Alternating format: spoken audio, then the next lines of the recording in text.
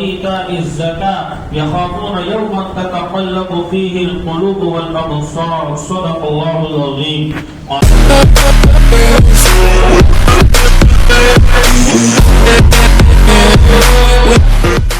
আসসালামু আলাইকুম, আমি শাহাদ মানিতা চলে আসছি আজকে একটি নতুন ভিডিও নিয়ে। তো ভেলোরে আসার পর আজ প্রথম শুক্রবার জুম্মার নামাজ পড়তে যাব। তো দেখতে থাকুন ভিডিওটি। ভেলোরে নামাজ 1:30-এ, আমাদের বাংলাদেশ টাইম 2টায়।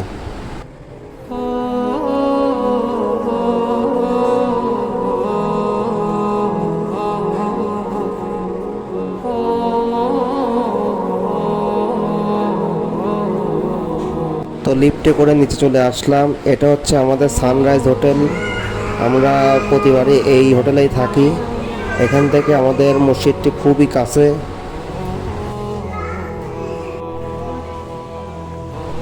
এখানকার এই মসজিদটির নাম হচ্ছে চন্দ্র সাহিদ মসজিদ। ভেলোরের খুবই ফেমাস একটি মসজিদ। এখানকার নাম বললে পরে যে কেউ চিনা দেবে ভেলোরের লোক। বাংলাদেশ থেকে যারা ভারতে চিকিৎসা নিতে আসে তারা প্রায়ই এই মসজিদের আশেপাশে থাকে।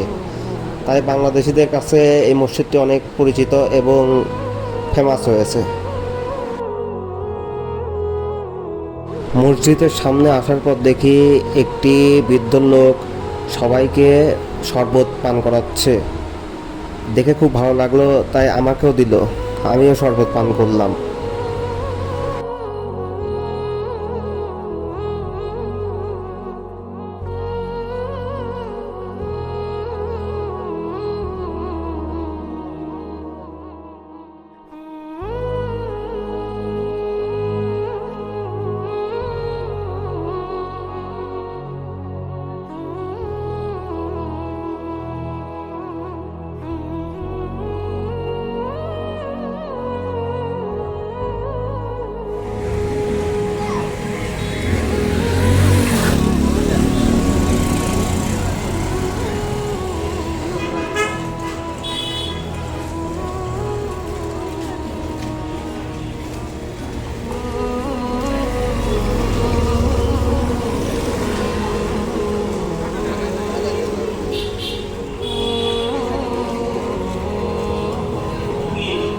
हालत में हम सदका खैरात करें तो हमारी सदका खैरात भी कबूल नहीं होंगी।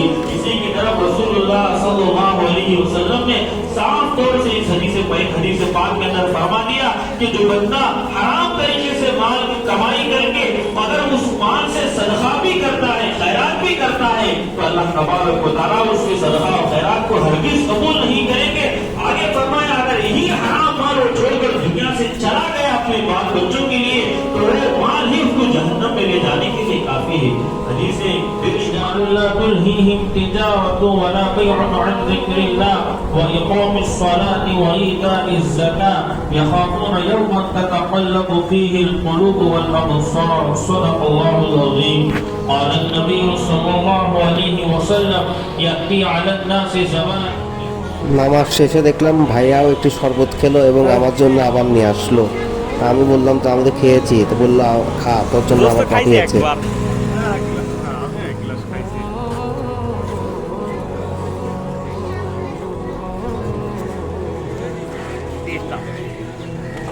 Free juice.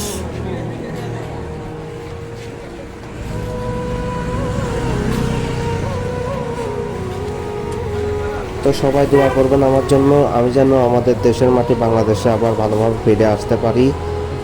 পরবর্তী ভিডিও পেতে আমার পেজটি ফলো দিয়ে রাখুন, লাইক, কমেন্ট এবং শেয়ার দিয়ে রাখুন। আসসালামু আলাইকুম।